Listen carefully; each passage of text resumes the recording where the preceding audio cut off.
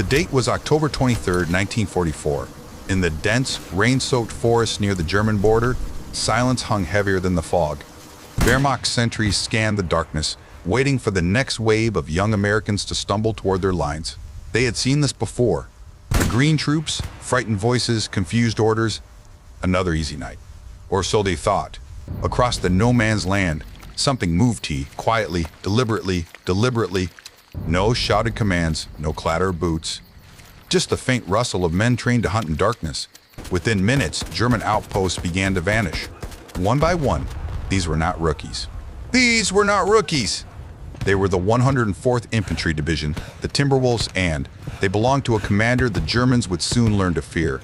His name carried through the fog like a whispered curse, Terry de la Mesa Allen. To his men, he was terrible. Terry, rough, fearless, and utterly relentless. To the enemy, he was the ghost who never slept. Allen was no ordinary general. He had been fired once, disgraced for being too aggressive, too undisciplined for the parade ground, yet the men who fought under him would have followed him into hell itself at Descent because he always led from the front.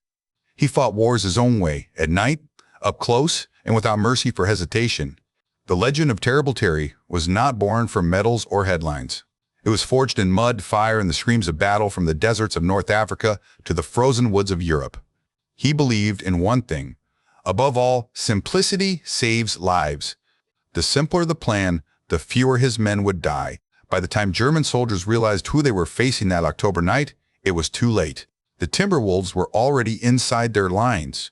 The forest that had once protected them had turned against them, every shadow, every tree, alive with movement. That night, the Wehrmacht learned a new kind of fear, because that night, the darkness belonged to Terry Allen. Terry de la Mesa Allen was born on April 1, 1888, at Fort Douglas, Utah Territory, literally inside the U.S. His first lullaby was the sound of bugles and cavalry hooves on dry ground. His father, Colonel Samuel Allen, was a career officer, a product of the old frontier army that moved from post to post, chasing Apache raiders and smugglers. His mother came from a long line of soldiers as well. Her father, Captain Carlos Alvarez de la Mesa, had fought for the Union at Gettysburg, bleeding for a country still struggling to define itself. For the Allens, the Army was not a profession. It was inheritance. From the beginning, Terry Allen was restless. He learned to ride before he could read, learned to shoot before he could spell his name. Rules irritated him. Authority was a challenge to be tested, not obeyed. On dusty parade fields across the American West, young Terry watched officers drilling troops under the burning sun and quietly decided he would lead differently. In 1907, Allen earned what every Army family dreamed of, an appointment to West Point. It should have been the culmination of generations of service. Instead, it became his first rebellion. He loathed the Academy's rigid structure, the endless memorization, the mathematical precision that valued obedience over imagination. He stuttered when forced to recite in class and collected demerits like souvenirs. His classmates nicknamed him Tear Around the Mess, Hall Allen, for his inability to sit still. After repeated failures in mathematics, ordnance, and gunnery, he was finally dismissed in 1911. For most young men, that would have been the end. For Allen, it was a detour. He enrolled at the Catholic University of America, earned a degree in 1912, and through sheer determination, secured a commission as a second lieutenant in the U.S. Appalachian Cavalry. He had found a way in through the side door, the first of many times he would outsmart the system designed to keep him out. His first test came on the Mexican border in 1913, a world of dust, rustlers, and ambushes, when 30 armed bandits crossed into U.S. territory. Allen, commanding only 6 men, was told to wait for reinforcements. He didn't. He attacked. When it was over, all 30 rustlers were dead or captured. It wasn't by the booker, but it worked. That story raced through the ranks, marking him as exactly what he was, a born combat leader who preferred results to regulations. Then came World War I. Like every ambitious young officer, Allen feared the war would end before he could prove himself. When he finally reached France in 1918, he wasn't given a glamorous command. He ran an ammunition train. But even in the mud of supply routes, he paid attention how men moved under fire, how panic spread, how darkness changed everything. Eventually, he got his wish. Promoted to major, he took command of the 3rd Battalion, 358th Infantry, 90th Division during the Saint Mihiel and Mesa Allen offensives. It was in those blood-soaked fields that he discovered what would become his obsession: night attacks. Military doctrine said you attacked in daylight when you could see the enemy, coordinate artillery, and maintain control. Allen saw only death in that logic. Daylight meant visibility, and visibility meant slaughter. Machine gunners cut down waves of infantry like wheat. Artillery spotters corrected their fire with deadly precision. Every hill taken by day was paid for with blood. But at night, the battlefield changed. Confusion became an ally. Fear shifted sides. When his battalion struck under cover of darkness, the Germans fired blindly, wasting ammunition and nerves. Allen realized that with the right preparation, reconnaissance by day, simple plans, and prearranged signals, the chaos of night could be mastered. Keep it simple. Move silent. Move silent. Hit hard, he told his men. On October 24, 1918, Allen's experiment nearly killed him. Leading a night assault, he was struck in the face by machine gun fire. The medics tagged him for evacuation. Allen refused. He packed gauze over the wound, ordered himself returned to the line, and continued the attack. His soldiers saw their commander of blood streaming down his cheek, still giving orders, and followed without hesitation. For that night's action, he earned the Silver Star and 2 Purple Hearts. But the true reward was less tangible: the absolute trust of his men. When the armistice came weeks later, Allen returned home with a scar across his face and a conviction burned into his mind that discipline wasn't about marching in straight lines or polished boots. It was about getting the mission done and bringing your men home alive. The interwar years would test that belief. Promotions froze, ambition stalled, and the army shrank to a skeleton of its wartime self. Many officers drank or quit. Allen trained. He raced horses across Texas in punishing endurance contests, played polo in Antwerp, studied German tactics, and read everything he could about mechanized warfare. The cavalry was dying, but Allen wasn't. He was waiting for the next war, for the next chance to prove that his kind of soldiering still mattered.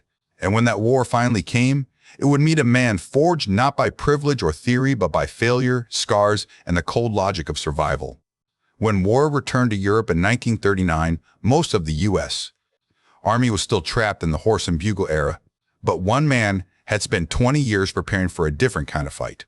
Terry de la Mesa Allen was now in his early 50s, grizzled, impatient, and hungry. He had survived obscurity, mastered his craft, and waited long enough.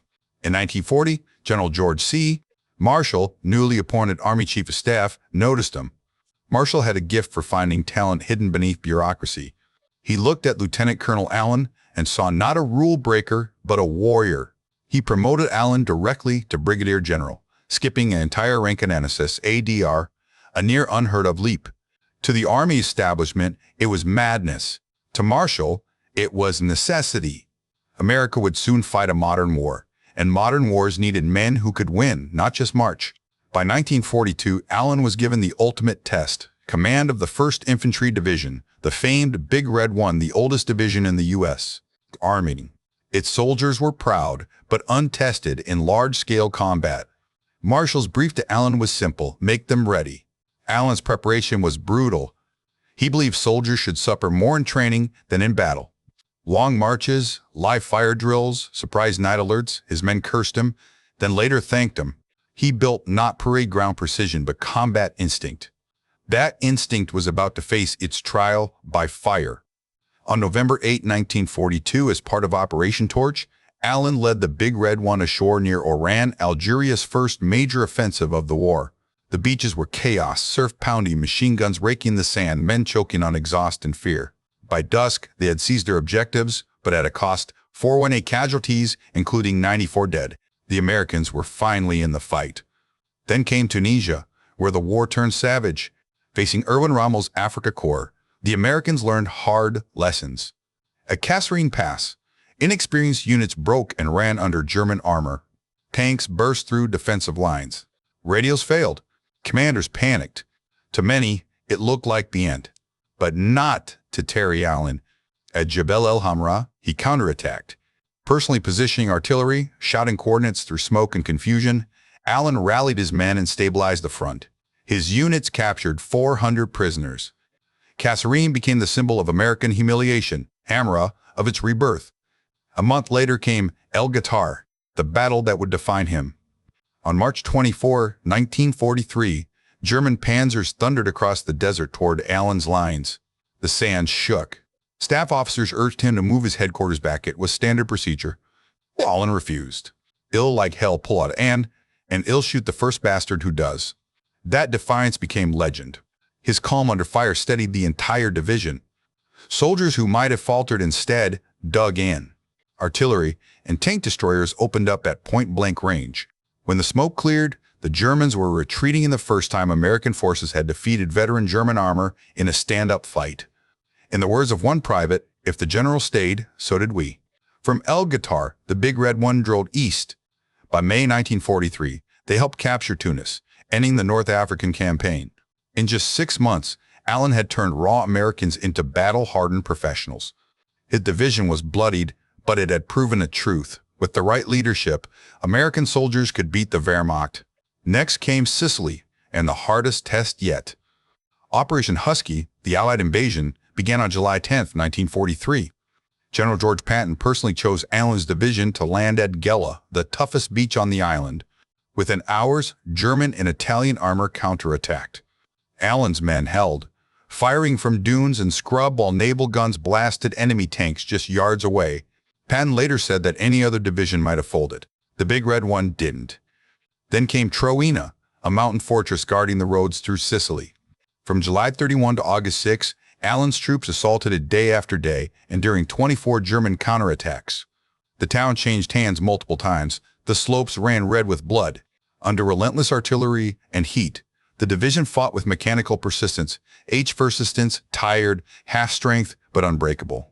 When Troina finally fell, the Germans withdrew. The road to Messina lay open.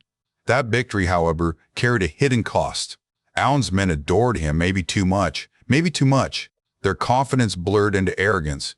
Discipline slipped. They sang bawdy songs on marches, ignored parade standards, and referred to their general as Terry instead of Sir. To them, it was affection. To higher command, it was anarchy. On August 9, 1943, Time magazine hit newsstands with Allen's portrait on its cover, calling him a great division commander in the making. 2 days earlier, he had been relieved of command. Omar Bradley, his corps commander, believed Allen and his deputy, Theodore Roosevelt Jr., had allowed discipline to erode. Others claimed the decision came from Eisenhower and Patton, who wanted a steadier hand for the long war ahead. It was, as Eisenhower later admitted, a terrible injustice to General Allen to hint that he was relieved for inefficiency.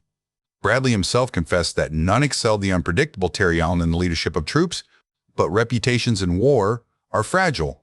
One moment you're the hero on the cover of Time.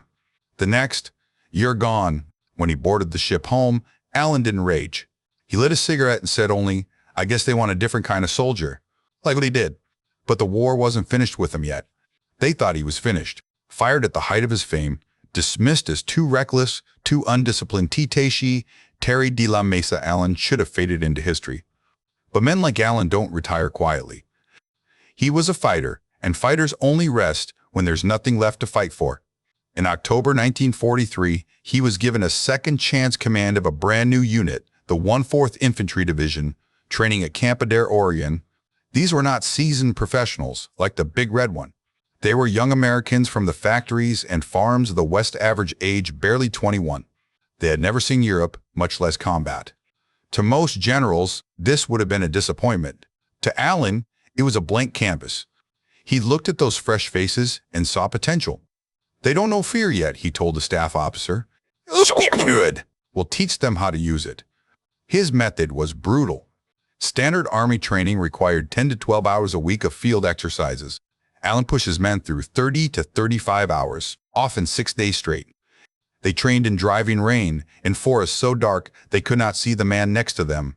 He introduced live ammunition, real artillery, smoke, and confusion, everything that would make training feel like battle. Above all, he made night fighting their specialty. If you can fight in the dark, he said, you can fight anywhere. Every aspect of training revolved around darkness, ancient, navigation by compass and terrain memory, hand signals instead of radios, silent movement through underbrush, flanking maneuvers under the moonlight. He drilled his soldiers to the point of exhaustion, then kept drilling. Some officers protested that it was excessive. Allen replied, "You think him tough? Wait until the Germans see you coming." By mid-1944, the Timberwolves had become the only American division specifically trained for night combat. Bradley himself would later admit, "Allen brought the only division I know of that was prepared for night fighting." In the summer of 1944, as Europe burned, the 104th crossed the Atlantic. They landed in France, then moved into Belgium as autumn fell. On October 23, 1944, they entered combat near the German border RJ, the very night that would mark Allen's redemption. The Germans waiting in those forests expected an easy defense. Intelligence briefings called the 104th a new American division, untested in battle.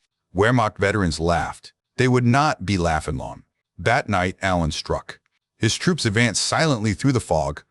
Small teams slipped between trees, guided by compass bearings memorized from daylight reconnaissance. Sentinels vanished before they could raise alarms. Machine guns barked into empty darkness. When German reinforcements arrived, the attackers were already gone, striking somewhere else. It was psychological warfare as much as tactical brilliance. The enemy no longer trusted the night. Shadows became threats. Silence became dread. By dawn, entire German platoons had been overrun. Their reports spoke of an American division that fought like demons after dark. For months, the pattern repeated. On November 2nd, the 104th crossed the Mark River under cover of darkness, catching defenders completely by surprise. In mid-November, they attacked the Aachen sector, cracking positions that had resisted daylight assaults for weeks. Every move was executed with the precision of a rehearsed nightmare. Then came winter and the Battle of the Bulge. When the Germans launched their last great offensive in December 1944, Allen's division held the northern flank from December 15, 1944 to February 22, 1945. Under relentless artillery and freezing snow, they absorbed the shock of multiple attacks, refusing to yield. When the counteroffensive began, the Timberwolves pushed forward again. On February 23rd, they crossed the War River at night, of course, and drove straight into Germany. The momentum never stopped. Cologne fell on March 5th, the Rhine on March 22nd, and within 9 days, the division advanced 193 miles, cutting deep into the heart of the Reich. But war's worst lesson awaited at Nordhausen in central Germany. On April 11, 1945, the 1/4th Infantry Division and the 3rd Armored Division liberated a camp that even battle-hardened soldiers could barely comprehend. Thousands of corpses lay unburied, hundreds of survivors barely alive, too weak to speak. The air reeked of decay. Allen walked through the camp in silence. He ordered photographers to document everything, the bodies, the barracks, the faces. "No one will believe this," he said. He then commanded German civilians from the nearby town to come and see what had been done in their name. Some tried to claim ignorance. Allen didn't care. "You will see," he told them. "You will bury them." Even his toughest men wept. That day, Terrible Terry was no longer the loud, profane field general. He was a man staring into the abyss, realizing that victory was never enough to balance the cost. Days later, the 104th fought one last battle, the Battle of Halle, April 19, 1945. House-to-house combat turned the industrial city into rubble. During the chaos, Allen met Count Felix von Luckner, the famed World War I sea devil, now an old man trying to save his city from annihilation. Under a flag of truce, the two soldiers, enemies by uniform but brothers by profession Nakas, negotiated a partial surrender that spared thousands of civilians. When it was over, Allen ordered a ceasefire. Halle still stood. Von Luckner would later be made an honorary colonel of the 104th, a rare tribute between warriors who understood each other's code. On April 26, near the Elbe River, Timberwolf patrols made contact with Soviet forces advancing from the east. The war in Europe was all but over. For 200 days, the 104th Infantry Division had fought without a single major defeat. Every objective assigned, they had taken. Every line held, they had kept. Wehrmacht intelligence files recovered after the war confirmed what German soldiers already knew. The 104th Infantry Division had changed how the enemy fought. German units now maintained higher night alerts, spread their defenses thinner, and feared the silence before dawn. Axis propagandist Rita Zucca, Axis Sally, complained on radio that the Americans' night attacks were unfair. Allen heard the broadcast and smiled. "If the enemy says it's unfair," he said, "then it's working." By May, the war in Europe was ending. But for Terry Allen, redemption had already come months earlier, in the whispers of German soldiers who warned one another in terror, "Beware the Timberwolves. The night belongs to Terrible Terry." For every general who followed the book, there was one who rewrote it. Terry de la Mesa Allen was that man and the one who proved that leadership was not about rank or decorum, but about knowing what kept men alive when the sun went down. Within the American High Command, Allen was a paradox. George C. Marshall, the architect of victory, defended him as a natural warrior, rough-edged, but indispensable. Marshall once wrote, "Allen drinks too much, swears too much, and fights too well to be left behind." For Omar Bradley, he was a lesson in contradiction, brilliant in the field, troublesome in garrison. Bradley admitted that none excelled the unpredictable Terry Allen in leading troops, yet he also confessed that Allen's informality made superiors uneasy. Dwight D. Eisenhower admired Allen's results but feared his reputation. As Supreme Commander, Eisenhower had to balance battlefield success with the political image of the U.S. Army, disciplined, orderly, a reflection of democracy in uniform. Allen, with his unshaven jaw, his profanity, and his contempt for ceremony, didn't fit that picture. He was too raw for the press conferences and too honest for the corridors of power. Yet among soldiers, the ones who actually fought ants, Allen was almost mythic. He was the general who didn't hide behind maps. He slept on the same frozen ground, ate the same rations, and cursed the same mud. To them, he wasn't General Allen. He was simply Terry, the man who led from the front and never ordered what he wouldn't do himself. From the enemy's perspective, Allen was worse than a name. He was a legend. Vermont field reports captured after the war described the Denno 4th Infantry Division as a special American formation trained to operate in darkness. German commanders were forced to keep troops awake through the night, fearing sudden attacks that came like ghosts through the trees. Exhaustion spread. Morale collapsed. German prisoners interrogated after the Aachen and Mark River battles spoke of the American wolves who came at night. Some claim that even the sound of distant footsteps in the dark was enough to trigger panic fire. What Allen had created wasn't just a tactic, it was psychological warfare perfected. Axis propagandists recognized it too. The infamous broadcaster Rita Zucca, known as Axis Sally, accused the Americans of cowardly night fighting. To Allen, that was the highest compliment. "If the enemy complains," he said, "you're doing it right." Outside the battlefield, military theorists began to take notice. Allen's doctrine, simple plans, silent movement, aggressive initiative, H-initiative, was adopted in fragments by other divisions. His emphasis on night training prefigured the tactics of later generations, from Korea, where U.S. forces learned to fight in the hills after dark, to Vietnam, where search and destroy missions relied on stealth and coordination. Even today, the U.S. Army's Night Operations Manual carries echoes of Allen's philosophy, clarity over complexity, realism over ritual. His approach also resonated with America's allies.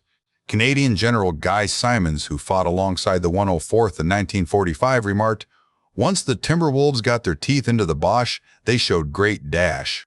To Simons, Allen represented the American genius for adaptation, a commander who took inexperience and turned it into innovation. Back home, the press struggled to categorize him. Was he a hero or a renegade?